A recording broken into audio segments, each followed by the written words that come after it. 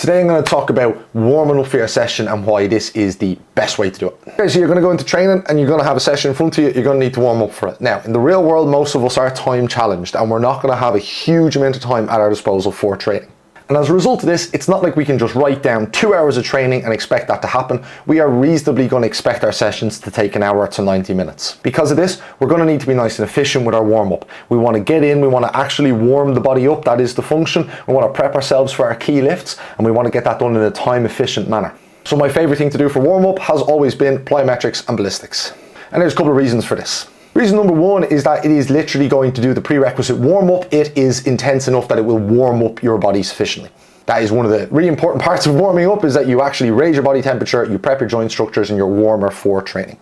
The other thing that it's really nicely going to do is it's going to neurologically prime us for our key lifts, because when it comes to ballistics and plyometric efforts, we're going to have to use a really high effort in the nervous system. That's going to potentiate us for our key lift work, and that's going to be a really nice thing to see as well. So we're getting a really nice twofold benefit there with using our plyometrics and our ballistics at the start. We're going to get nicely warmed up for training, and it's some of the best prep that we could do for the key lifts.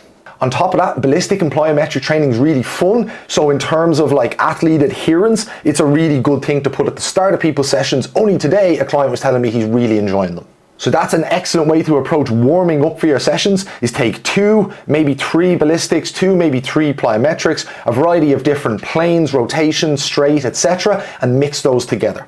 You could certainly progress these over time and add different variations, but ultimately it's not going to make a huge difference. And to be honest, I feel like there's more important things that we can be chasing in our training, so I mainly like to use these for variety. So let's deal with ballistics first. Some of my favorite ballistic movements to look at are the half kneeling variations. Particularly, I really like my athletes to throw both in a straight line so that we take advantage of this rotation through the shoulder, and I really like them to do rotational movements as well. We can do those rotational movements in a variety of different planes, and we can kind of add some diagonal rotation into that for a bit of variety as well. Combining these with half kneeling or full kneeling positions is one of my favorite things to do, because I feel like these are a little bit more reminiscent of the positions that we're going to find ourselves in Jiu Jitsu, and we're going to have to produce force from these positions. It can be an interesting core challenge, and it's a fun way to train as well, so there's nothing wrong with mixing in the bit of groundwork with a bit of plyometrics and a bit of ballistics. Obviously, then when it comes to our plyometric efforts, we're going to look for really nice plyometric efforts. We're going to do a mix of short, sharp efforts, a mix of yielding efforts, and we're going to look to do that across a variety of different planes, frontal planes, lateral planes, etc. And overall, this is something that I find athletes really enjoy, and we have great adherence on the plyometrics and the ballistics. The only thing is, a lot of gyms are not a big fan of us because we're trying to throw med balls against the wall all the time.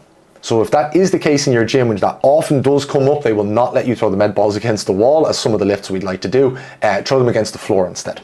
When it comes to the intensity on the plyometrics and ballistics, because it's a warm-up, we're probably going to look to do about 3 to 5 sets of it, but we're going to get through these sets pretty quickly. What I would say to you there is come in pretty conservative in effort at your starting sets, 30, 40, 50%, and then we can see that percentage build as we get into the sets. This again sets us up really nicely for our key lifts.